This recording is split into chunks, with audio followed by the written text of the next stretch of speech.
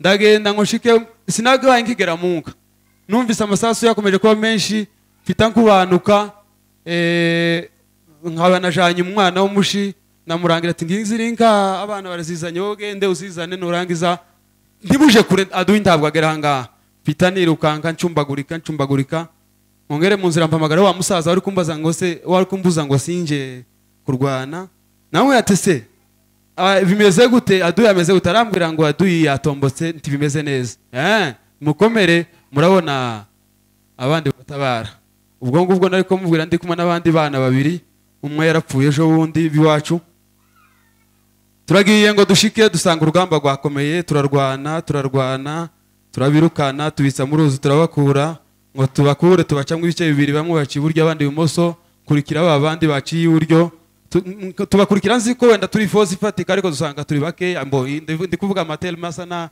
agoye bamwe ariko kugira ngo ntambuke nibwo tubivuga nyine ndage noneho duhita twirukanka twara abasore bane n'undi musaza aho ngaho twirukanka naduye ngo tuje kumurenza ndirukanka narishoboye kwirukanka cyane ndirukanka naho ngaho bahise bandasira aho ngaho kuko bari bikoreye nyine za kajurite zabo ari ukuntu nyine tuba dushaka ngo tuzibateshe murabyumva nuko bahita bandasira aho ngaho bandasisa so ahantu mu ijosi naho naherukiye ubwenge ndagwa ibyakurikiye umwanya watambutse sinzi uko waruresha uwacu wari inyuma yanje aje kureba sanga napfuye atwara igikoresho canje arahunga ngo agire ngo ahunge baramurasa nawe yikubita hasi yagenda afundagurika ariko bamurasha amasasa abiri mu nda arahunga nako ntiyahunze kuko ntiyarakibishoboye hamagara abana babiri bari hepfo baraza baramukwega baramushya aduye yaraza ariko yaje kuza asanga yaje hashize akanya kuko nawe ntiyashotse ngeraho kuko yari kwatinya ntiyarazi ko bacu bahavuye aragenda araza mu kanya amaze kumenya kuko bacu batagihari ngo ashike asanga nahembutse ariko ndashobora kwinyagambura kuko ngo bashikeho takindi bakoze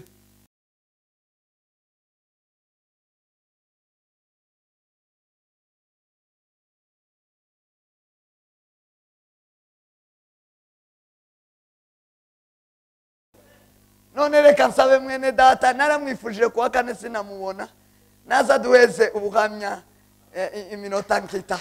Kwa hiyo naomba ndugu Jumatano sikupata atupe ushuhuda wa dakika chache. Karibu mwene data. Karibuni. Urakaze. Karibu. Bwana sifiwe. Amen.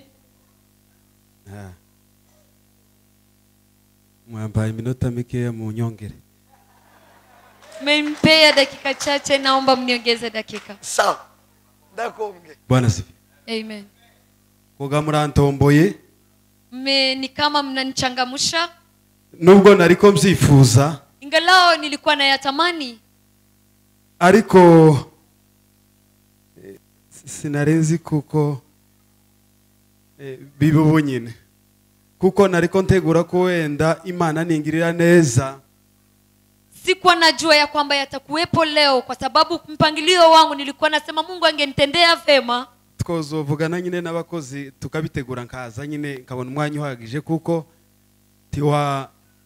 ntiwa kwiyegereza umushitsi ngo numara umuhe cyayi umwimeke DF n'umutsima. Bwana sifiwe. Amen. Cyo shatse kuvuga jewe ndi umushitsi uzukunda ngo mvuge ndirimbe kandi sirimbe. Mimi ni mgeni ambayo ninatamani nizungumze, niseme ushuhuda, niimbe pia nicheze Mungu.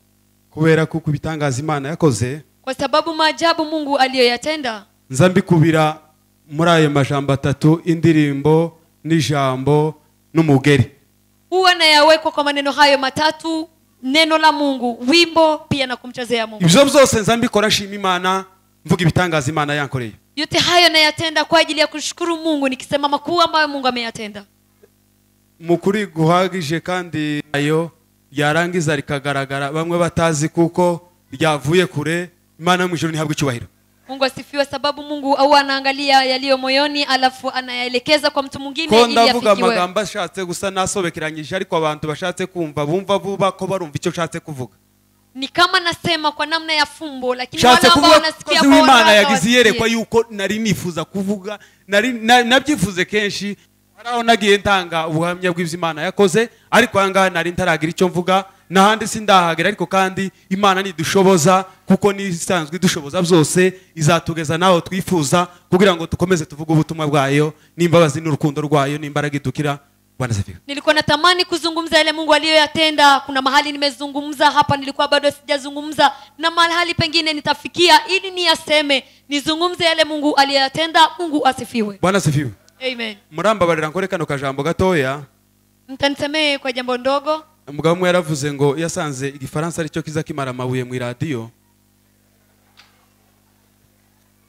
None ga mwomba barira twoba duhagaritse igiswahili buke nimba hari abantu batumva ikinyamurenge hano. Oh, barahari naringize kugira ngo mbanguke mkoreshe imvugo imwe kugira ngo mbanguse, ariko ntaco mwavuze ngo barahari basivye. Imana ishimwe. Bwana sifiwe. Oya, simvuze ngo Imana ishimwe ko basivye, mvuze ngo Imana ishimwe kuko ngiye kuvuga mbangagura kugira ngo ntange umwanya. Bwana sifiwe. Mureke guseka. Bwana sifiwe.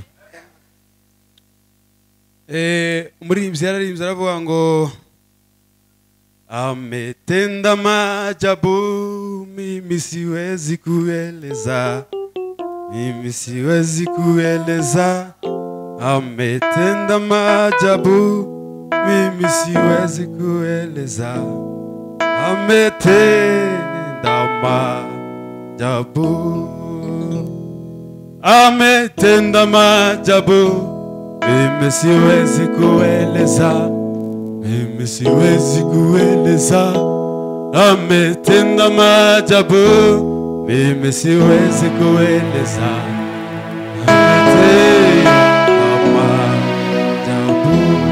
Bwana sifiwe.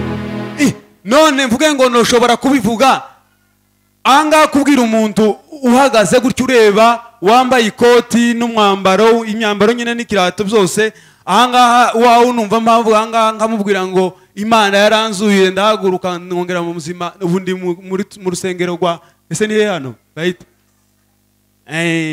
kiza kingora uko mwumvise. Bwana sifiwe. Ngo none ndahagaze ko ndavuga kuko nazutse, ibyo ngibyo hari abatobyumva. Bwana sifiwe. Ariko abantu bazabumva vuba ko barumva. Bwana sifiwe. Sinshobora kubivuga, reka mbanguke tanga ubuhamya Imana yakoze. Imana yankoreye ibintu bidasanzwe mu buzima bwanje. Twese hano ntawe Imana itagikorera ibitangaza, usibye kuko hari abantu baratana gutahura ikintu, hari ukuntu Imana igikorera igitangaza ukabona ngaho ari bisanzwe, ari inshingano zayo, ni inshingano zayo kudufasha twese, ariko kandi hari abo biza bigendera nabi, ariko nuko kugenda nabi ijambo ry'Imana riza rivuga ngo niki cyantandukanya n'urukundo rw'Imana, ni urupfu cyangwa indwara cyangwa ibibazo n'ibiki, ntacyo. Bwana sifiwe. Icyo nshatse kubabwira, sinshatse ngo mundebe cyangwa se mumenye kuko ndi umuhungu wo mu Gahwera, sinshatse kubabwira ko ndi umusinzira, sinshatse kubabwira ko ndi umwishwa w'abega, sinshatse kubabwira ko ndi umukwe w'abadinzi. Oya, icyo si cyo nshatse kubabwira. Nshatse kubabwira icyo Imana yakoze. Bwana sifiwe. Mureke guseka. Amazina nitwa Ngiruwombaza, iwacu ni mu Gahwera, birarangiye. Gutambuka kugira ngo ntange umwanya, Imana ni nziza. Imana yaranzuye. Uti kuzura wazutse ni gute wazutse? Jewe ntibampamze ngo banshire mumva, ariko kandi mu yandi majambo ngiye kukubwira uraza kumva kuko nazutse. Rero shatse kubwira ngo utega amatwi wumve icyo Imana izikora, wumve imbaraga z'Imana, wumve ko ntaho Imana itogukura, ugahakura isomo nawe, wumve imbaraga z'Imana, wumve urukundo Imana ikunda bisi, wumve kuko Imana izibana nawe ibihe byose. Bwana sifiwe. imana izibana nawe ibihe byose barazifiwe. Twagize ibibazo by'intambara hariya, turaterwa kuva mu tariki 27 niko ntekereza z'ukwezi kwa kabiri 2019. Ubwo tugiye kugera igihe cy'imyaka 2 turi muri izo ntambara. Nari nsanzwe ndi umuntu usanzwe nkawe kamukecuru hariya, ni ukuvuga nginga abagurira ibikoresho manake arabasapotinga mu buryo bwose ngo barangize baraza hariya twituriye. Nari umuntu simple, nari umucuruzi utoroshe, nari umukristu, nari umuririmbyi, nari president, nkaba na conducteur, nkaba na conseiller, ibyo byose bana sifiwe. Mutagiraga ngo mbaye nkushongera, niko byari bimeze. Twebwe iyi Kenya ga yatumaza abantu nari nsigaranye n'ibikecuru n'ibisaza nkabingahe, urumva iyo mirimo yose nakagombye kuba nyikora nyine, siko bimeze se? None se usigara n'umukecuru ukamwangura kondigita cyangwa ura president cyangwa ura conseiller, bana sifiwe. Nyine twabagiraga arabaho, ariko kandi ku byose nije wabikora, bana sifiwe. Ngo buki ntambarira ba, ariko turavuga ngo tugomba kwidefanda, tugomba kwirwana nguko muza muzumva. Turarwana tugaterwa, tukidefanda, tugaterwa, tukirwana, tugaterwa. Ngo habe mu kwezi kw'icumi ku minsi 2, uwo munsi nibwo narashwe bwa mbere. Nja ku bitaro ndavugwa ndakira, subira mu rugo. Ngo habe ku minsi 31 y'uko kwezi kwa 10 ndongera kandi ndaraswa, nja mu bitaro ndavurwa ndakira, ndataha. Ngo habe ku minsi 15 naho nshatse rero kubabwira, hari mu kwa 12 twari mu materaniro asanzwe nyine aya ngaya ya mu gitondo. Umuvuga butumwa hagurutse agiye kuvuga ijambo ry'Imana, kuko apotre hagurutse yaramaze gusoma ijambo ry'Imana atararisobanura. Twumva haruguru bararashe, abana baza birukanka ngo Adu yaraje, twitaye hanze, bamwe ndagira ngo bari ko baca mu madirisha, abandi sinzi abo bari ko baca, simbizi. Nasohotse nanje mubo hagati, sinamenya abo nahitanye, ariko jewe nasohotse aho mu kanisa ndi muzima, ndirukanka nji wanje, kubera ko nari nkifite ibikomera aho ngaho. Ngongeri wanje nsangaho umusaza nyine ni data wacu, arambwira ngo wowe ntabwo uje kurwana, uracarwaye, genda uje muka, uje kureba inka. Numva ko nta kindi nari kumubwira, nari mubashe kandi nari mutinye.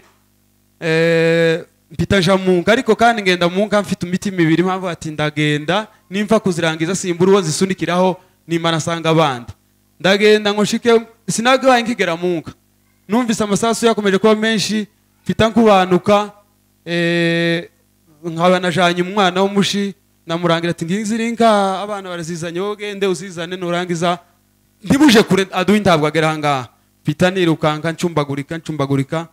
Ngongere mu nzira mpamagara wa musaza wari kumbaza ngo se, wari kumbuza ngo sinje kurwana. Nawe yatese bimeze gute, Adu yameze gute? Arambwira ngo Adu yatombotse, nti bimeze neza. Mukomere, murabona abandi batabara. Ubwo ngubwo nari ko mubwira ndi kumwe n'abandi bana 2, umwe yarapfuye ejo bundi biwacu.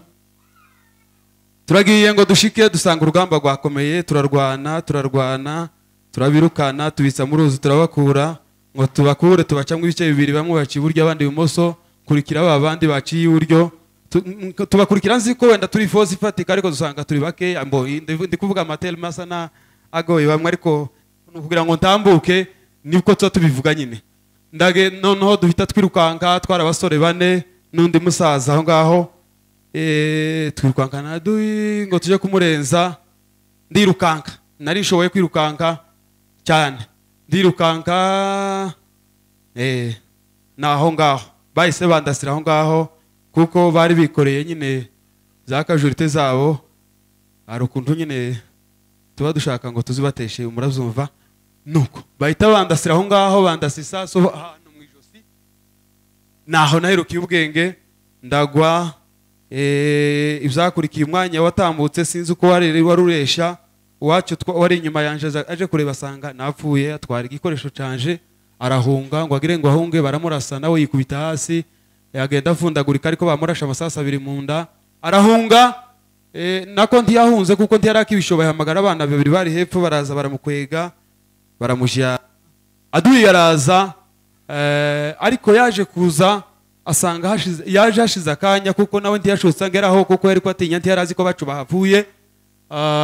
Aragenda araza mu kanya amaze kumenya kuko bacu batagihari, ngo ashike asanga nahembutse, ariko ndashobora kwinyagambura kuko ngo bashikeho takindi bakoze kubera ko nari maze akanya narashwe kandi navuye cyane, tibari ko bamenya aho narashwe naho ntarashwe, ahubwo bibwiraga kuko ari umutwe narashwe, ariko ryari ijosi kandi rwari rukirimo rwari rwasohotse, urumva ntibyari byoroshe. Noneho rero baraza bakora ibyo bakoraga, baramaze kubona kuko nyine bandangije barancekinga, bakoramo ibyo nari mfite nk'amatelefone n'inkweto n'ibindi, barajana ariko ntibaja kure, basubira harya imbere kuri nyine ngaho imbere kidogo, bakomeza kurasa bacu bari hakurya, ngo bageraho baricara kuko bari ko bareba uburyo basafirisha ababo bangiritse nyine. Nza guhembuka, sinamenye umwanya byatwaye, nza guhembuka ngo ndangize, numva kuko bitoroshe. Bwana sifiwe. Turi kumwe natinze sindekaga mwambaye ga mikoro ndavuga ndarangiza garuko. Bwana sifiwe. Ndahitanga ruko ndangije nuko ngo barangize ga mukanya ubwo maze guhembuka. Igitangaza cy'Imana, natekereje ibintu byambayeho, simenye aho narashwe, kumva gusa kenge kagarutse, ariko simenye ngo nuko byagenze, simenye ngo naha narashwe. None nkibuka gusa ko Aduyi naherutse ngera haje guhorereza, ariko sinamenye uburyo kandi nongeye kugarurwa umwuka kuko byari byarangiye n'abacu. Uratekereza kugira ngo abanyu bakugezeho basanze wapfuye, barahunze, tibare kwikorera kajote ngo bikorere n'imayiti. Nanone Aduyi nawe araje arikuze, araje arakurashe, abonye ko afinaliza affaire, ariko Imana irongera kandi ingarurira umwuka. Nza ntekereza kuko hari ahantu yari yawupfunyikiye ahantu mu kirere hafi nanje ngo bamare kurengukira, ngera kandi iwunsubizamo. Umva kuko Imana ifite imbaraga n'ubushobozi bwo gukora ibyo tudatekereza, bwo gukora ibitangaza abana b'abantu. Barasifiwe. Maze guhembuka ubwo hari ku cyumweru, twari dufite igitaramo nk'iki turimo, kandi nije wari ufite kubwiriza, ariko mpembutse none ndiko ni exercice ngo numve kuko mfite ubwenge. Nabanje ikintu cya mbere nabanje gutekereza, naravuze ati kugira ngo numve ko wenda mfite ubwenge se cyangwa ndi muzima, ni dicta nimero yanje ya telefone ya Vodacom nakoreshaga kugira ngo numve kuko nibuka, ndayidicta birashoboka, numva nayimenye. Noneho ngo ndangize tereka ndebe kandi kubera kuko nari mfite kubwiriza aho nari mu ihudumbi ikomeye, nakoreye igitaramo gikomeye, kandi gusenga si ukwamiriza, hari uburyo dusenga ducecetse, no kwamiriza turasenga data kanezerwa. Bwana sifiwe. Kuramya Imana biba mwiziranishe, no gusenga Imana biba mwiziranishe. Ngewe sinahoze kubera kuko nta mwuka nari mfite uhagije wo kugira ngo nsenge namiriza, nubundi nari nkiri muri sekiti, usibye ko ntacyo nari kiyantinya, ibyabaye. Ariko nkomeza gukora ihuduma ngaho mu masengesho kidogo, shima Imana, mbwira Imana ngo Mana ushingire kuri bike nagukoreye, ubashe kundokora mu maboko y'umwanzi. Bwana sifiwe. No kubera kuko nari mfite kubwiriza uwo munsi, ndabatereka nibuka ijambo wenda nari nateguye ndi busome, ndaryibagirwa. Bwana sifiwe. Ariko ngo ndyibagirwa hanzamwe ijambo rivuga ngo ijambo wari ufite kuvuga uyu munsi, ngo niriya jambo ryo mubwiriza 12 rivuga ngo uje wibuka umuremyi wawe mu minsi y'ubusore bwawe, iminsi bitaragera. Bwana sifiwe. Ugasoma ugakomeza. Bwana sifiwe. Iryo ni ryo jambo nazukanye aho kuri akarango rivuga ngo uje wibuka umuremyi wawe mu minsi. None ntekereza impamvu iryo jambo ryanjemo, kandi atari ryo nari nateguye kubwiriza, kandi iryo nari nateguye kubwiriza riranyibagiga jusqu'à maintenant, sindibuka ijambo nari mfite kubwiriza uwo munsi. Bwana sifiwe. Ariko Imana iravuga ngo ijambo wakagombye kuba wari ufite kubwiriza ni iri ngingo, uje wibuka umuremyi wawe mu minsi y'ubusore bwawe, iminsi mibi itaraza. Bwana sifiwe. Uko niko byagenze. Ni byinshi, ni amahutuma menshi nakoreye ahangaho, ni ibintu byinshi nagiye nibutsa Imana, ni ibintu byinshi nagiye nereka Imana, ni amasengesho menshi nasenze aho ngaho. Mukanya nza kumva imunda zituritse, muri ako kanya zituritse, na donc nari maze kubwira Imana ngo Mana none se ko ntabaye ngifa wanzuye wangaruriye wanzaniye abacu bakaza bakankura hanga none se nyine ko mayiti zipfa bakayita ariko kandi mayiti itabwa iri kure naho nimuhira none se kameme aha mu rugabano uko niko nariko mbwira Imana ati mayiti yanje kweri iworera aha mu rugabano uko ko ndabibwira Imana nahembutse sinkiri mayiti ariko ko ndayizimuza none se nyine ko wanzuye mayiti yanje iworera aha ngaha Bwana sifiwe ndashaka kuko bacu baza bankura aha ngaha sinabaye gifaga basi muri uwo munota numva imbunda ziraturitse ngo ziturike kuko zariko ziturika zimwe zituruka imbere yanje izindi zituruka inyuma yanje kuko nari njyamye nubamye bandase yanto gatopo bandasa gutya nono sinagwa ngaramye pita nubama gutya niyo mpamvu nariko ndeba aduye ukuntu yaza kuko yari imbere yanje Bwana sifiwe abacu baturuka inyuma bakaza barasa aduye nawe akabasubiza donc bandasina je ndarahantu mu gatopo hejuru bakaza bandasina njeneri hagati yabo Bwana sifiwe numva kuko baje ngo bageraho ngaho bahita birukana aduyi bari barakaye nabo sinzi nyine uko byari bimeze bahita birukana aduyi hazamuka abasore babiri ngo baje kungeraho baratinya kubera kuko umuntu kugira ngo ushike ku nshuti yawe ari wowe bwa mbere uyigezeho kandi uzi ko yapfuye biza bigora no baraza ngo bagere nk'inyuma yanje numva bajugiye batinye kungeraho jewe mfite ubwenge ariko kandi sinshobora kwisheganya tekereza nk'ahantu wenda nshobora gusheganya kugira ngo batinyuke baze bangereho bantore nkagerageza wapi nkagerageza sinzi ukuntu nagize gutya numva akaguru niko kakiri muri muvema nuko nyine nari imeze nari njyamye ndagasheganya gatsinsino numva ko umwabwira wabo ngo umuntu aracyahumeka Bwana sifiwe baraza ngo bangereho baranyubura ndagarama nyine ariko bakazaburaho bafata kuko aduye icyo gihe yangezeho arimo ahorereza yarashitse araswara si josi kandi ararira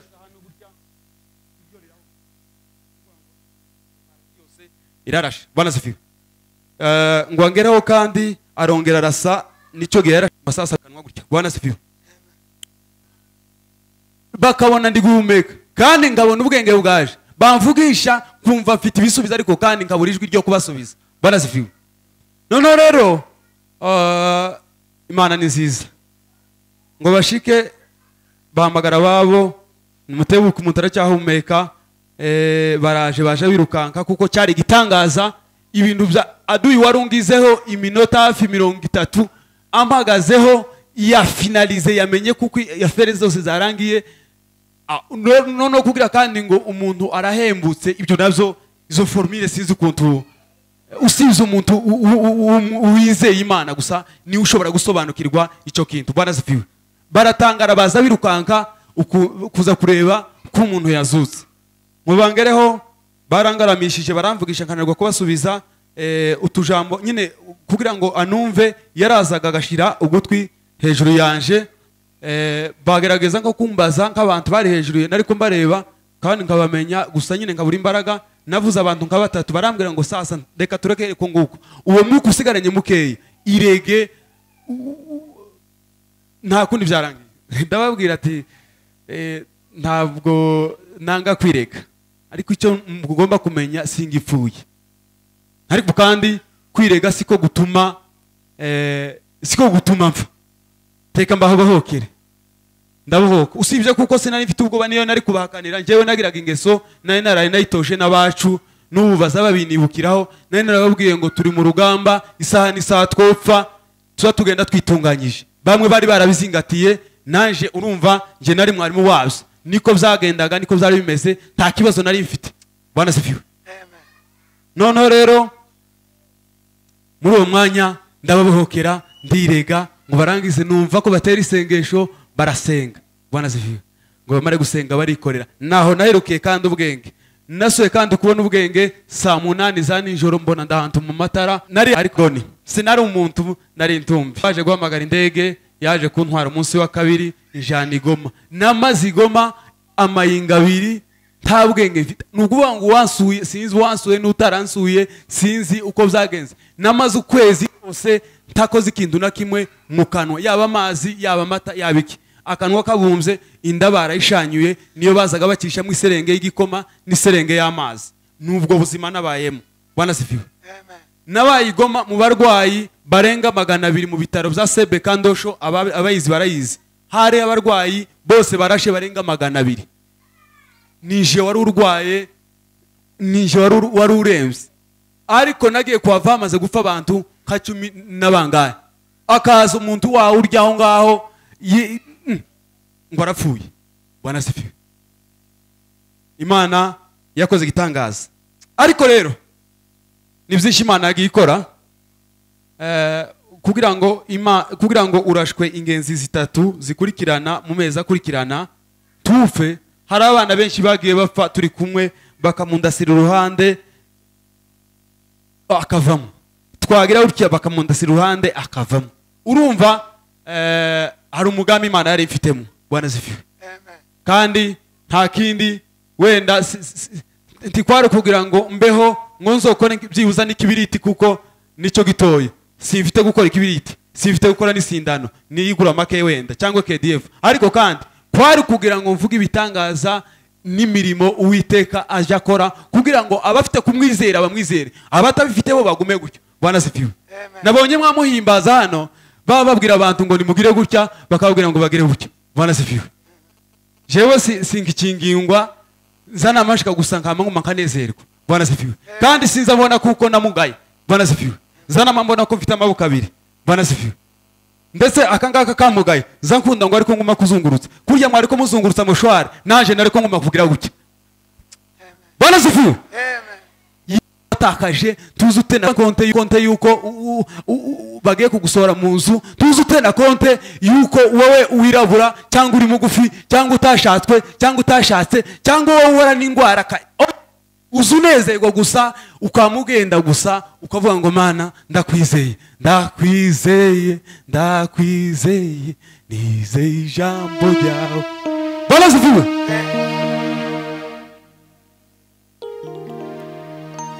Bwana sifiwe. Dufite Imana yumva amasengesho, dufite Imana yumva amasengesho, iyo twizeye irakomeye, iyo twizeye irakomeye. Dufite Imana yumva amasengesho, dufite Imana yumva amasengesho, iyo twizeye irakomeye, iyo twizeye irakomeye. Bwana sifiwe. Nukuvuga ngo ubuzima nabayeho bw'uburwayi bw'amasasu buteye ubwoba. Nukuvuga ngo iriya ruguru twapfushije abana benshi, twakomerekeje abana benshi, ariko usibye umuntu, usibye uwapfuye wagiye kwa data. Bwana sifiwe. Mu bantu bakomeretse barashwe, je mu mubiri bari bamaze kundasa amasasi 9 mu mezi 3, amasasi 9. Bwana sifiwe.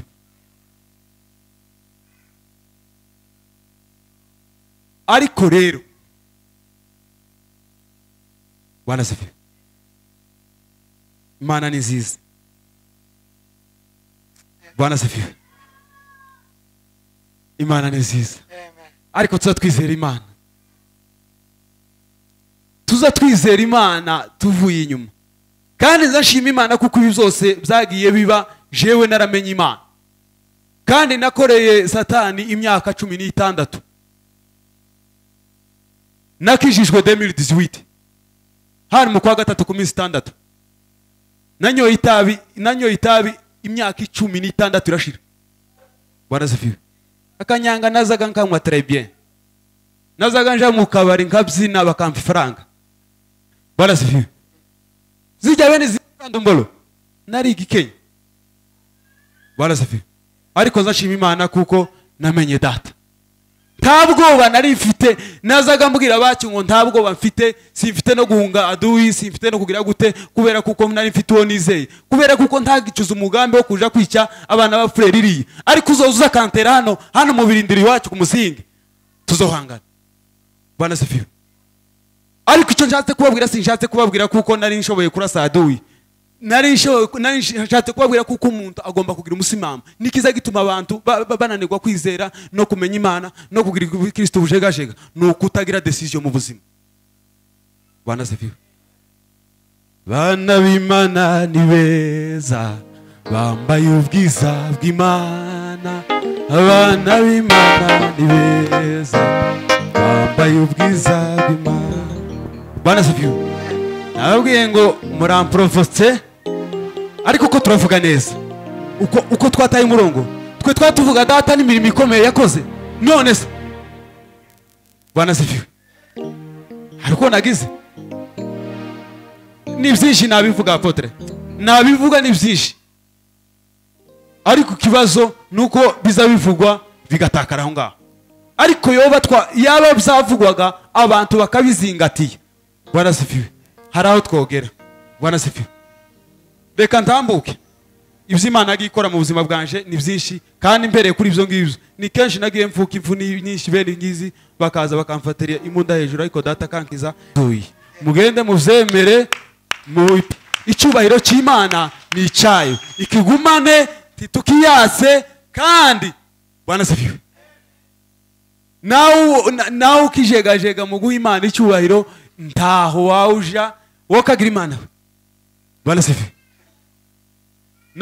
Ngeze i Goma maze guhembuka nabwiye Imana ngo Mana ndagushimiye kuko wanzuye ariko ikigeretseho nuko wansigiye amaguru yo kuzoza ngutambira amaboko nta kibazo agasigaye kanofure kazoza kaguma kagire gutya. Bwana asifiwe. Gahimbaza Imana muri ubu buryo ariko amaguru nayo bega nkabagira gutya. Bwana asifiwe. Ikintu kizima nari nsigaranye nuko kuguru kuno niko kwari kurwaye kurusha kuno kwacitse uku kuboko gufashe mikrofone maze nageze hano muri Kenya natangiye kuva mu kwezi kwa12 tariki 15 kugeza ubu mu kwezi kwa 7 nari ntarigaburira nari ntari yambika ipataro ihuzi yari yose kuja kuri bezo yari yose mpaka iskote banchumbagiza. Bwana asifiwe. Uzi kumara ukwezi kose uryamye ugaramye gutyo hano inyuma mu mutwe ingovi imaze gushira hari igisebe gikomeye kuryama gutya ukwezi kugashira kuryama gutya utagira gutya iri jose ryabagamo agashanga ari ikintu bari cya porteze bari baraziritse byari byaraguye nazaga ngira gutya rikagenda nagira gutya rikagenda ariko ubusigaye ngira gutya none se nobuzwa niki kugira gutya Imana. Bwana asifiwe. Haleluya. Jewe uko mwegamiye uko sinobeka ibishora tumuzamona ko namanji ya munguni kugira ngo negamire urukuta kubera kuko umugongo aramagufuka yarangiritse n'inyuma. Nageze i Goma abakongomani n'abazungu baza bahavura abara bandanda n'abazungu biriya babaganga hariya bakaza bakambwira bakandeba. Bwana asifiwe. Barambwira ngo uko na Mungu nuko bazaga bambwira bakambwira ngo uko na Mungu bamazaga kubonaga aho ngeze kuko nta na impulse yari ihari yuko ushobora gukira. Bwana asifiwe. Bakaza bakandeba babonaga hari intambwe wenda duteye uko na Mungu intambwe duteye uko na Mungu. Bwana asifiwe. Umwe ngo arangiza aravuga ngo Mungu yupo. Bwana asifiwe. Jamani Yesu yupo. Jamani Yesu yupo. Tangaza yupo. Umeona kazi zake. Jamani Yesu yupo. Jamani Yesu yupo. Haleluya. Tangaza yupo. Umeona kazi zake. Jamani Yesu yupo. Jamani Yesu. Haleluya. Kazi zake. Awango Mungu yupo. Bwana asifiwe. Imana izikora igitangaza kugira ngo dutangare. Bwana asifiwe. Izikora igitangaza tugomba gutangara. Iyo ntizitangara kuko ari igitangaza kandi ikoze igitangaza ntidutangare izitangara. Bwana asifiwe. iyo ikoze igitangaza nk'iki ntidutangare kandi ntikube gutangara ngo tuvuge ngo ayiwe oye tuhakure ijambo tuhakure natwe decision yo gutera imbere tukava muri biriya zose tukurimo tukamenya Imana tukamenya ko ari umwami n'umukiza uzi ukora ibitangaza tugatangara baruzifiwe jamani Yesu yupo none se abazungu biriya tutaziranye barambwiye ngo Mungu yupo baruzifiwe Amen. baruzifiwe abandande tutaziranye bakavuga ngo Mungu yupo none nyina mutima kuko sinobaza uri muntu wese ahangaha ngo se kura baruzifiwe umenye gusa ngo Mungu yupo mukurangiza nashimye Imana kuko yangarurire ano maguru kugira ngo zambimbaza Imana mwoba nkabazitura ahubwo iminota nga 5 tube nkabaguruka narangije siswa kuvuga narangije siswa kuvuga mushire mwazine gatoya hanyuma doze gusoza Imana ingumuke